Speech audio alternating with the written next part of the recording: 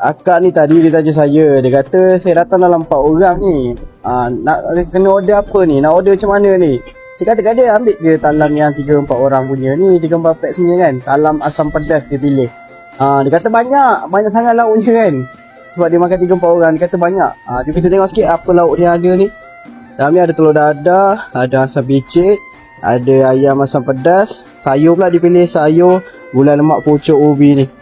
Ini favourite saya ni. Lagi dapat apa lagi? Siap dapat ni asam pedas daging tetel lagi ni. Sebab ni talam asam pedas kan. Dalam set ni dapat sekali nasi untuk 3 ke 4 orang makan sekali. Cicip pula satu lagi ni. Yang ni satu lagi, udang sambal petai.